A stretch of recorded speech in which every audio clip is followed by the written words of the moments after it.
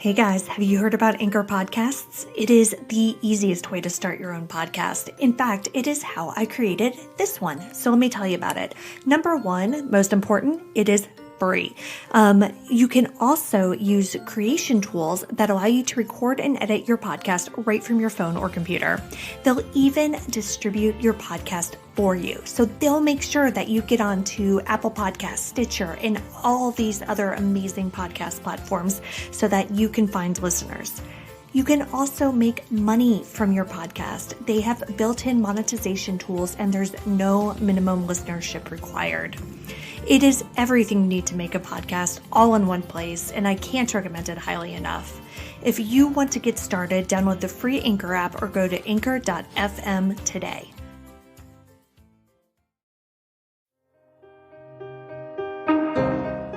Let's have a conversation about sex trafficking. If you listened to last week's episode on Tony Sharpless, we discussed the theory that she had fallen victim to a sex trafficking ring in Camden, New Jersey. Neither one of us agrees with that theory.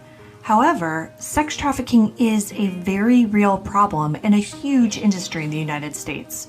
So this week, we want to talk about someone who, in all likelihood, was sex trafficked and could be very much alive.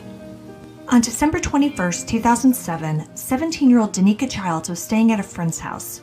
She spoke with her mom on the phone and said that she'd come over later so she and her sisters could go Christmas shopping. But Danica never showed up. Her mother couldn't get in touch with her, but, initially just thought that maybe Danica changed her mind. But when no one had heard from her by the next day, her mother knew something was really wrong. As she dug into her daughter's disappearance, she discovered that Danica had been careening down a dark path for months, one that her horrified mother knew nothing about and likely led to her daughter's disappearance. When a person goes missing, there's a special kind of pain in the not knowing. I want to tell the stories of those who never came home. I want to tell you the story of Danica Childs. I'm Coda Gallagher. And I'm Ethan Flick. And this is And Then They Were Gone.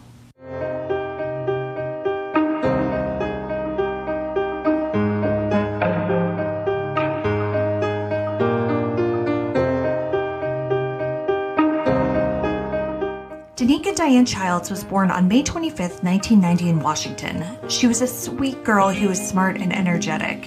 One of four sisters, she and her family were close growing up. She was creative and wrote poetry, and she thought she'd maybe turn them into songs one day. If Danica were a teenager today, she'd probably be one of those TikTok girls, because when she was in elementary and middle school, she and her friends loved to choreograph little dances. And, she'd be in talent shows and just do all sorts of stuff like that. Danica was also a good student. In fact, she was so good that when she started high school, they suggested that she enter into a program that allowed students to take college-level classes so she could basically start working toward an associate's degree while she was still in high school, which sounds amazing to me. Yeah, that's impressive. Yeah, that's really cool. I mean, can you imagine just basically having an associate's degree when you graduate high school? Yeah, that would be amazing. Talk about a time saver. Yeah. And everyone thought Danica would do great in the program, but she actually struggled when she started. And I can only imagine how that must have felt for her. I mean, she had spent her entire life up to that point having things come relatively easy to her. So to take on a challenge like that and then kind of hit a brick wall must have been really tough. But she stuck it out for a little while and made some friends while attending college classes, including an older boy who she met on the bus to the community college. The pair started spending time together and started dating. Danica didn't ultimately stay in the dual enrollment program, though, and instead she decided to enroll in an alternative high school that allowed her to attend classes but also work several days a week. But it seems as though that program wasn't a great fit either because Danica actually left that school as well. At that point, she was just considering calling the whole thing and getting her GED. Ultimately, she decided to stick it out and re-enrolled in the alternative high school program. So it sounds like she was jumping all over the place. For what it seems, that was out of character for her as well. Like I said, Danica had things come relatively easy for her. She had done well in school. She was popular. She didn't have issues, but I think once she joined that program in high school and didn't do well, it kind of I don't know if it messed with her confidence. Yeah, maybe it brought out a little bit of her insecurities. Yeah, but it seemed that was kind of a turning point.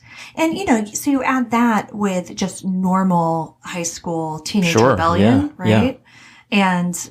And then I think things did start to get a little troublesome. Yeah.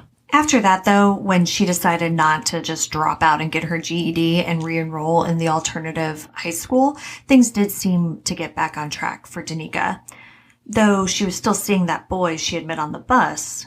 And none of the articles that I've read when I was researching this or the Help Find Danica Childs Facebook page that her sisters run have any information on who this guy is, despite the fact that Danica's mom, Diane Zorro, believes that he is directly responsible for her daughter's disappearance. And do we know the age gap between the two? Because I know you said that she started dating him when she started high school? Well, no. When she started in that program, so she would take a bus to the community college to take the college level classes there. And he, from what I read, was a student at the community college. And how old was Danica at that point? Well, it doesn't specify at what point in high school this was. I'm guessing it doesn't sound like this was, going on for years or anything like that. So she was 17 in 2007. So I'm guessing it was, around this time. There. Okay. Yeah. Once Danica had re-enrolled in the alternative high school, like I said, she was back on track and she was scheduled to graduate on time. So, all of the going back and forth. Yeah, it didn't affect her enough that she was going to be behind, at least. Diane figured that Danica had just hit a few bumps in the road, but things would be better moving forward.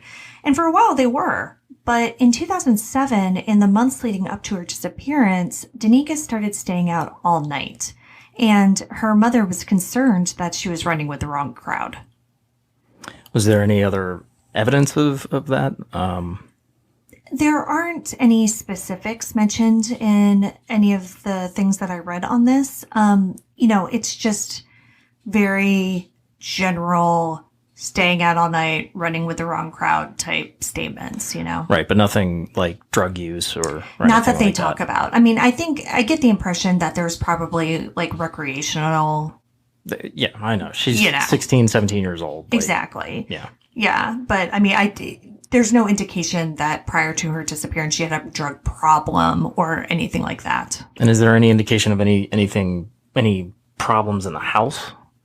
Other than, the typical teenage angst? No, I think it's just typical teenage stuff. I mean, Diane was a single mother of 4 daughters, but like I said, they were all super close. Danica and her sisters got along, and, the house itself seemed fine.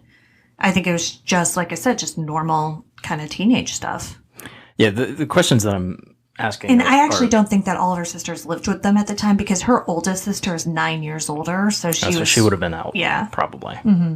Yeah. The questions that I'm asking are probing in the sense of trying to find where the fissure might be. Mm-hmm. If we're talking about sex trafficking and grooming behaviors, typically when somebody is grooming somebody for either sex abuse or sex trafficking, it's trying to find like a need to fill. So that's what my thinking is behind these questions. Yeah, and I think those are completely reasonable questions. And speaking as a former 17-year-old girl who, also grew up in like a fairly normal house, 17-year-old girls tend to have a lot of needs that can be filled. It's a valid point. Yeah. While her mother was worried about her, it also seems like she thought Danica was getting into run-of-the-mill teenage trouble. Danica's mom had raised other daughters, so this is not her first rodeo. Right, yeah. 16, 17 years old. Exactly. We all stayed out all night. Yeah, she knew what was up. Yeah. I mean, I didn't because I was a good kid, but I mean, I understand that there are people like you. Like me? Yeah, like you. You're bad. Basically, Diane, thought that Danica was maybe doing some things that were ill-advised, but she wasn't overly worried for her safety. And our kids aren't that age yet, but I can imagine that it's tough. You know that your kid is going to do some things that they probably shouldn't, but they're also right on the cusp of adulthood. So what do? Do you come down super hard? Do you shrug it off? Yeah, I mean, that's difficult to maintain that that balance. It's like you want to give them a little bit of freedom because they are so close to adulthood. But you want to still, be able to keep an eye on them and keep them kind of roped in and focused. Right, exactly. And, I think it must be difficult to figure out that balance without risking driving them away. Right, yeah. In this particular situation, it didn't help that Danica and her family didn't seem to live in the best part of town. According to an article in the Federal Way Mirror, they lived in an apartment near 272nd Street and Pacific Highway South in Federal Way, Washington, which is apparently a notorious intersection that was known as a hotbed for sex work. Despite Diane's concerns about Danica, she was still the lovable, happy daughter whom she had always known. On December 21st, 2007, the two chatted on the phone about Danica's plans.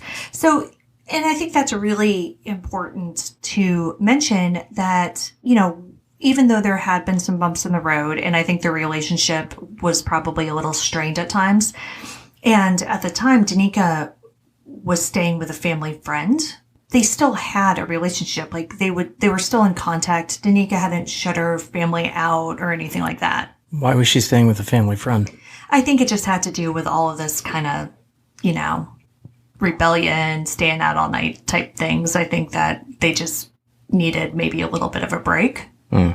Diane knew where Danica was. Like, she knew who she was with. And yeah.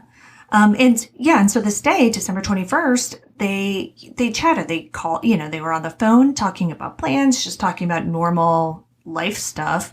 And Danica was planning on coming home that day so that she could go Christmas shopping with her sisters. It was a perfectly normal conversation, but after they hung up, Diane realized that she had forgotten to tell Danica something, so she called right back. But Danica's phone went straight to voicemail. And that was weird because, after all, they had literally just been on the phone. But Danica had also mentioned that her battery was running low, so Diane, didn't give it too much thought. But Danica didn't make it home to go Christmas shopping with her sisters, and her phone continued to go straight to voicemail. When Danica hadn't shown up by the next day and no one had seen or heard from her, Diane knew something was wrong, so she called the police. And here's where the story will start to sound familiar. Diane knew that something had happened to her daughter, but police didn't take her super seriously, despite the fact that Danica at this time was underage. Initially, they classified her as a runaway, but that didn't sit right with Diane. Keep in mind that even though Danica had been running with a rough crowd and staying out too much, she had never run away before. And remember, I said earlier that Danica's life seemed to be on an upswing, so it didn't make any sense to Diane that Danica would have a whole conversation with her about Christmas shopping and, other mundane things, and then just run away immediately after. Right. Yeah, that's a little weird. Yeah, exactly. In the days that followed, Diane's beliefs would turn out to be more than just motherly instincts. Evidence would emerge that strongly indicated that Danica wasn't just some rebellious teenager who ran away. Her daughter was living a dark life, and things Diane was about to discover shook her to her core.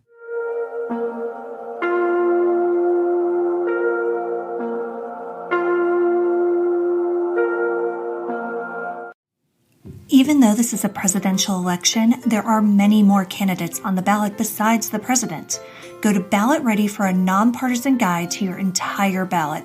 From there, you can compare candidates based on stances on issues, biography, or endorsements, and then save your choices to use when you vote by mail or in the voting booth.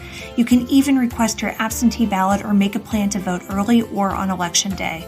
This election matters. Make sure you have a plan to vote and vote informed. 30% of voters take the time to vote and then leave some sort of their ballot blank. Don't let that be you. This is a missed opportunity to choose the leaders of our communities. But it's okay if you're unfamiliar with some of the more local positions. We recommend hosting a ballot party. Get together with friends over Zoom, split up the research, and go through your ballots together. Go to ballotready.org and enter your address to make a plan to vote and vote informed. The first thing Diane found out was that Danica didn't spend the night before her disappearance at that friend's house.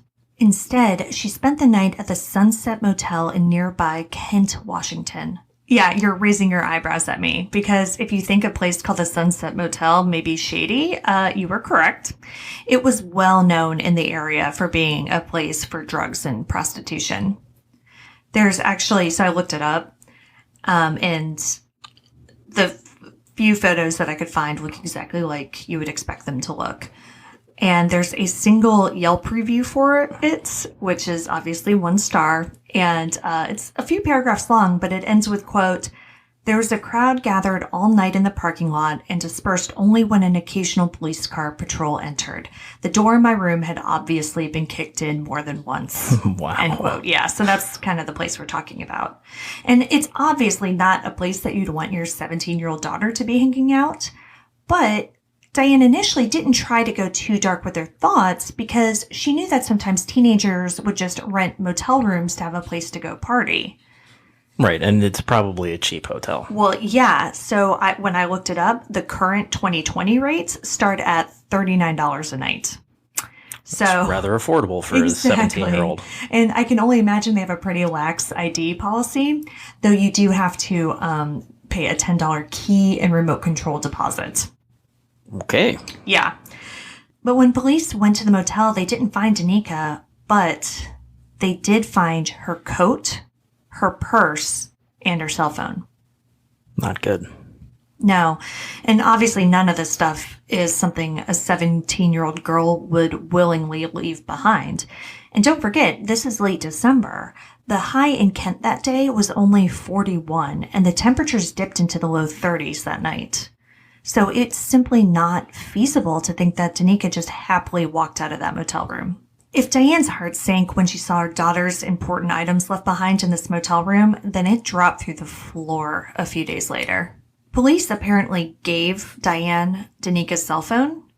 And I guess... Did they go through it at all? I don't think police did. So I think at this point they were classifying her as an endangered runaway. And so maybe because of that, they didn't collect these things as evidence. Even if you don't collect it as evidence per se, like runaway, kidnapping, whatever, there's got to be some evidence on that phone. Oh, yeah. Like, there was a ton of evidence on the phone. Go through the phone. But Diane found the evidence on the phone. So it took her a few days, but she eventually figured out Danica's password to the phone. And when she did, she saw that Danica had several unheard voicemails starting shortly after Diane had last spoken to her daughter. So right off the bat, this makes Diane think that Danica disappeared shortly after they spoke because it didn't appear that she had used the phone since. This is good because it helps establish a timeline a little bit. Danica hadn't been reported missing until a day after anyone had seen or heard from her, so police were initially working with a pretty big window. But the time Danica had stopped using her phone wasn't the only thing Diane was able to determine. She listened to those voicemails, and it sounds like there were several from different men. They were sexually explicit, and Diane realized that her beloved underage daughter was a sex worker. Oh no. Yeah. As the days and weeks went on, Diane learned more information about her daughter's double life. Remember that boyfriend that she met on the bus? Mm-hmm. Yeah, he's rumored to be a pimp. And Diane soon believed that he was the one who had groomed her daughter and had gotten her into sex work. And, to be clear, I am very pro-sex work and pro-sex workers and feel that they need to be protected. But Danica was underage. So as much as she may have felt that she was making her own decisions, she was a 17-year-old high schooler, and none of this is okay. Yeah, and I'm sure that the idea was even brought on, by the boyfriend. Exactly. And if he was the one who got her into this, then he was trafficking Danica. Right. So not only is Diane dealing with this realization, which is heartbreaking for her, but it's compounded by the fact that she now believes more than ever that her daughter didn't run away. She was kidnapped and maybe even sold. Based on this new evidence, police do start to come around to her viewpoint, but it takes a while. Diane told Oxygen.com, quote, "It was frustrating back then because I think a lot more could have been done on the police end of things. But it's like she's a runaway and I had to twist arms and do a lot of my own research and talk to the Seattle Police Department to even get it identified and classified as a human trafficking case." Yeah, I wonder if the difference in classification of a runaway versus a possible kidnapping. I wonder if that distinction leads to not having a lead detective on it. Yeah. Because it seems like the police were a little unorganized in the case. And I wonder if that could have been because there was nobody taking charge of the case. Yeah, probably. I don't know. I don't know either, but probably. And, at some point down the line, the FBI does get involved because the FBI automatically gets involved in trafficking cases when the victim is underage. But that did not happen for a while. For a while, right? Because she was classified as a runaway. Right. And the thing about it, though, is if you look up Danica, and you'll go to her Charlie Project page and, different sources like that, she's still listed as an endangered runaway. Days, weeks, months, and finally years go by with basically no evidence and no clue as to what happened to Danica. Absent a body, though, her family held out hope that she was alive and would return to them soon. But soon it was the 5th anniversary of her disappearance, and the only trace of her was old news articles and the Help Find Danica Childs Facebook page that her sister started. It wouldn't be until 2015 that the family received the first possible lead since Danica's belongings were found in that Kent motel room. One of Danica's friends saw a photo on Instagram of a woman in Las Vegas who bore an uncanny resemblance to Danica. It looks so much like her, in fact, that one of Danica's sisters posted it on her Facebook page. I mean, her own sister thought it was her, but she quickly took it down.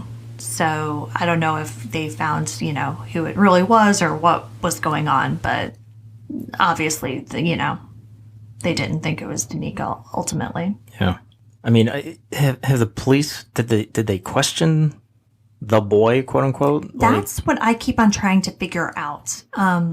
And I've actually reached out to the sisters on the Facebook page to ask that question because it's just so unclear as to what level of investigation was done. Yeah, and so because his name was never mentioned, I didn't even know if anybody knew his identity.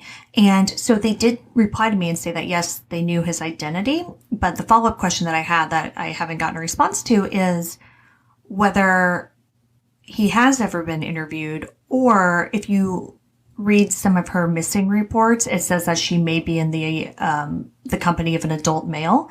And so I'm wondering if that's the adult male. Right. And he hasn't been interviewed because they don't know where he is either. So that is the part that I'm not completely clear on. But yeah, there have been no leads, no persons of interest. I mean, nothing. But the weird thing is, too, that after that picture was posted, one of Danica's sisters, and I'm unclear as to whether it was the same sister, received a Facebook message from someone claiming to be Danica. She said she was in hiding, but, the family didn't immediately dismiss this as a hoax because whomever wrote this knew some of the sisters' childhood nicknames for each other. They quickly alerted police, and apparently the FBI even got involved, but the profile was removed right after the message was sent. And according to the Help Find Danica Childs page, they claimed that they couldn't trace it. What else did the message say? It just said she was in hiding? Yeah. And like I said, use the nicknames. So it seems like it was, kind of like, hey, I'm okay, but I can't come back type thing. I do feel like Facebook could be of service in this particular situation because, even though it was taken down immediately, I would feel that Facebook would still have some information. Some sort of records. Yeah. Yeah, well, Facebook isn't exactly known for being helpful. No. Yeah. And this was back in 2015, and after that, it's basically it for leads in this case. Danica's face has been plastered everywhere in Washington and beyond over the years. Missing photos in Walmart, on flyers attached to pizza boxes, and even blown up on the side of tractor trailers. There have been the potential grim endings, like the time police contacted Diane because they found a body of a woman who matched Danica's description. But it wasn't her, and to this day, no one has ever come forward saying they know anything about what happened to Danica that December afternoon nearly 13 years ago. Danica's family still holds out hope that she's out there, and they've been volunteering with anti-trafficking groups in hopes of bringing awareness to this pervasive problem that took their loved one from them. As it turns out, Washington State, due to its proximity to Canada and multiple ports, is a hotbed for human trafficking, both sex trafficking and labor trafficking. Yeah, that makes sense. Yeah. This is something that Diane has talked about because, she was completely unaware of this prior to her daughter's disappearance. Yeah, well, it's not something that's like common knowledge or commonly talked about. Yeah, exactly. But it sounds like she's really done a lot of education and, like I said, has been working with groups, to warn parents about this because it is so pervasive, not just in that area, but everywhere. While they have yet to bring Danica back, their efforts and those of their fellow volunteers have certainly not been in vain. Jennifer Tucker was an average mom of 4 in her 30s when her marriage and life fell apart in 2010. Her husband sent her 2 youngest children to visit family in Brazil and never brought them back. Her 2 oldest children were sent to live with relatives in Texas. Broke and emotionally shattered, Tucker turned to sex work to make ends meet. She was eventually approached by a man who she fell in love with, and he had her move to California, and he became her pimp. After several years, several states, and several pimps and thousands of clients, Jennifer ended up back in Washington. She had just finished up with a client when she saw a group of people marching near her motel in green shirts and signs that said things like "not for sale." She asked a woman what it was about and found that the group was bringing awareness to sex trafficking victims and specifically marching there to reach sex workers to let them know that they are loved and cared about. And that was the moment that Jennifer decided she needed to get out of the life for good. It didn't happen immediately for her, but in 2017, she was working as a live-in nanny and a barista and joined the group for the Break the Chains 5K to end human trafficking. Jennifer didn't know a soul there, but quickly met a group of people with Team Danica signs. It was Danica's family attending one of the many events together that they do as much as they possibly can to make sure that Danica is never forgotten and knows that she's still loved. You can read more about Jennifer's story in an excellent article written by Taylor Murfin-Dureski for King5.com. It's linked on our blog, and I embedded a few video interviews with Jennifer. It gives an excellent insight on how a quote-unquote normal person can so easily fall victim to sex trafficking. She gives an unflinchingly honest portrayal into all of the ups and downs of her life, and I cannot recommend it enough to really give you an insight into this process. So you said there was that sighting in Las Vegas. Mm-hmm. Whether it was her or not, yeah, there's a potential lead there. Where was Bear's case? Was that Las Vegas? No, that was California. That was California. San Diego. Okay. I just wonder if we have any listeners that are out in the Las Vegas area to, go on our website and look at Danica's pictures. Yeah. And just see. Keep an eye out. Keep an eye, yeah. Yeah. I mean, that's the whole point of this podcast, is to raise awareness of missing persons. And if you're in that area, or if you're in Washington, look at her picture and keep an eye out for her. Mm-hmm. Because she very much could be alive. Yeah. We really don't know. And in Jennifer's case, like I said, it was several years in several states. So she's from Washington. She's from the same area that Danica is. But like I said, her first pimp had her move out to California.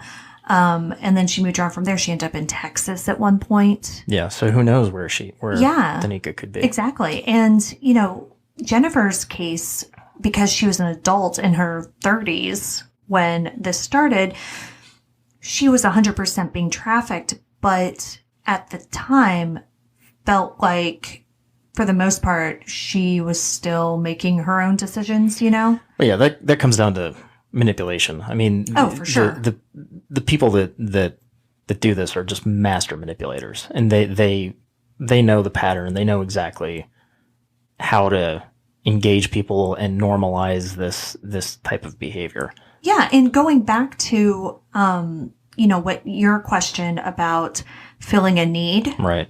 That's exactly what Jennifer talks about, because she had a marriage fall apart. All 4 of her children went away. And so she had a few needs. Her immediate need was she was trying to raise money to get her youngest kids back from Brazil. So that was like her first, okay, I'm going to do this because this is how I'm going to make money thing, right? Yeah. But then her secondary, more long-term need was born out of loneliness. She wanted somebody to love her. Right. And she talks about that. And that's why she, thinks that she fell in love with this guy so quickly who did manipulate her and, used all the classic things with like withholding emotion. And, eventually he did start abusing her as well. But she just desperately needed that. And that's how she ended up with the second pimp in Texas. It was the same situation.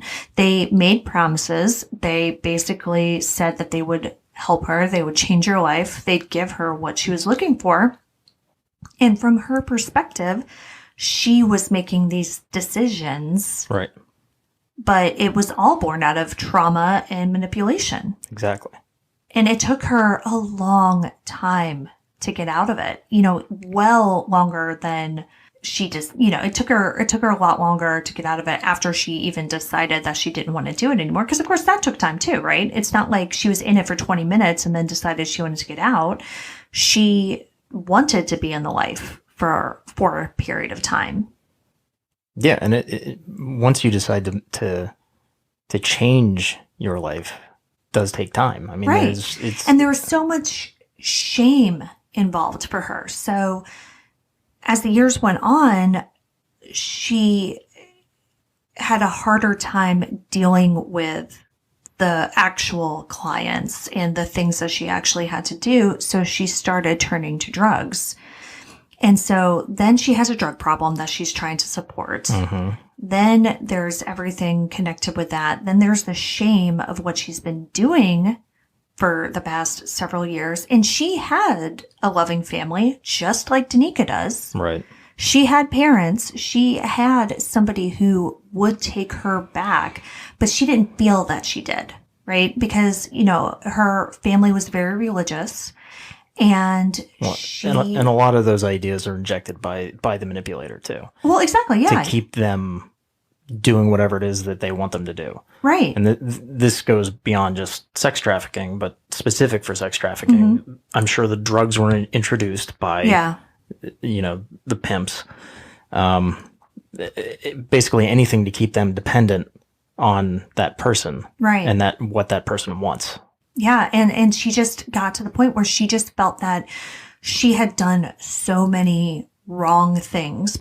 Once she started with the drugs, then the arrests started, as they do, And so she's in and out of jail. She's on drugs. She is still working as a sex worker. And as you start piling these things on, the idea of going home was feeling further and further away. Right. And that is what Danica's family is concerned about. And that's why they run this Facebook page. And that's why they do these events, because, they're just so desperately hoping to reach her and make her understand that even if she has made mistakes, even if she has done things that she's ashamed of, that she still has a loving family. Yeah, they still love her. She still matters. Right. She still has a place to come back to. And that's really what I would like to get through to people with this whole episode, is that it's really important when you think about sex trafficking to realize how it happens and how insidious it can be. I mean, Danica was not a runaway. She was not somebody who had been thrown away. She was a high school girl who wanted to be loved. And this guy preyed on that. So it's really important to talk to your kids about things like this and know who they're hanging out with and know that they can come to you and that they are loved. Because the sex trafficker isn't a scary guy in a trench coat hanging out in a dark alley ready to snatch your kid off the street. The sex trafficker is a nice community college student who your daughter meets on the bus. Right. It's that's how they start the manipulation. Is they gain the person's trust and form that type of relationship where they feel like they can go to that person for anything. Exactly. Today, Danica's sisters maintain the Help Find Danica Childs Facebook page. It's a mix of pleas for information, news on their volunteer and awareness events, and memories of their sister who was stolen from them. They still celebrate her birthday every year, often gathering with family and friends and releasing balloons.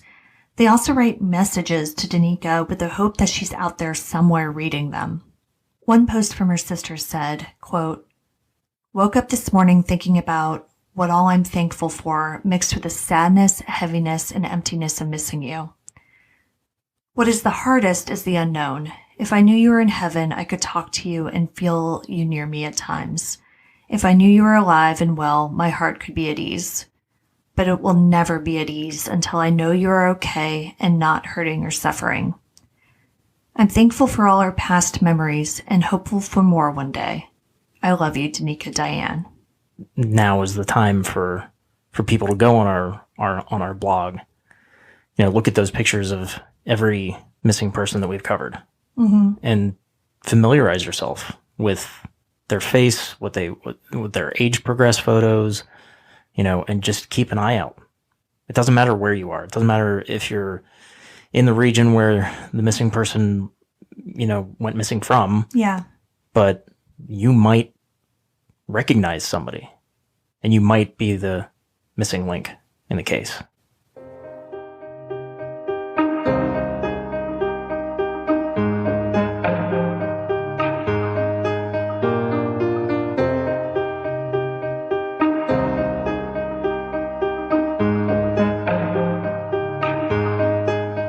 Danica Diane Childs has been missing since December 21st, 2007.